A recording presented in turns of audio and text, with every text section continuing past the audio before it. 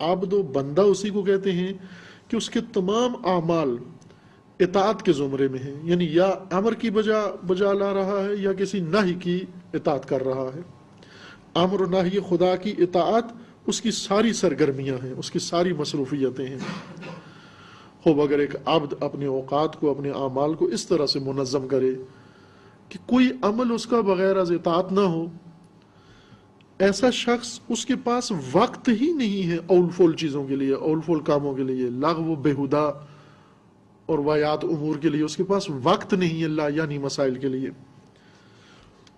وَإِذَا اشْتَغَلَ الْعَبْدُ بِمَا أَمَرَهُ اللَّهُ تَعَالَى، جب عبد اپنے آپ کو مشغول کر لیتا ہے اطاعت امر خدا و نہی خدا میں، لا يتفرغ منهما، تو اسے فراغت ہی نہیں ملتی اطاعت امر و نہی سے، إِلَى الْمِرَاءِ وَالْمُبَاحَاتِ مَعَ النَّاسِ، لوگوں کے ساتھ الجھنے کی اس کو فرصت ہی نہیں ملتی، اور فخر کرنے کی، مباحات کرنے کی اور شیخیاں بگاڑنے کی اس کو فرصت ہی نہیں ملتی۔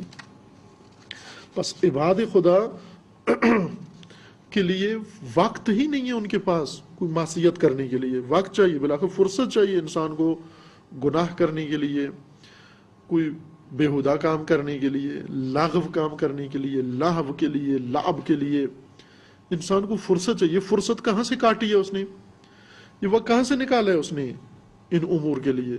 اطاعت خدا سے، یعنی اطاعت خدا میں کمی کی ہے اور اس کے لیے وقت نکالا ہے اس نے۔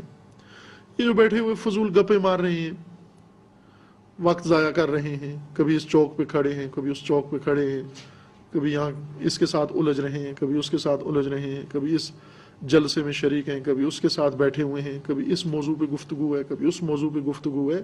اب یہ سارا وقت کہاں سے ان کے پاس آ گیا ہے؟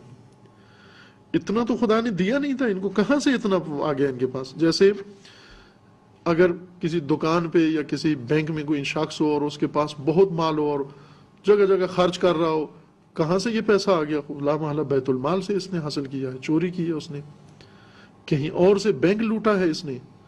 یہ وقت جو ضائع کر رہے ہیں، کہاں سے یہ وقت آیا ضائع کرنے کے لیے ان کے پاس؟ یہ اطاعت خدا سے چوری کی ہے انہوں نے، لوٹا ہے یہ وقت، اطاعت کا وقت نکال کر بےہودہ کام میں صرف کر رہے ہیں۔ عبد خدا وہ ہے جس کے پاس ایسا وقت نہ ہو ضائع کرنے کے لیے۔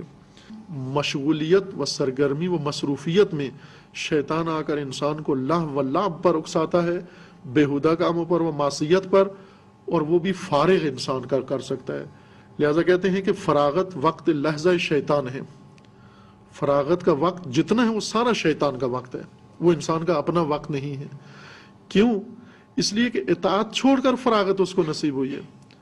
جو اتنی فراغت رکھتا ہے بس وہ شیطان کے اختیار میں، لیکن اب تو فارغ نہیں ہے۔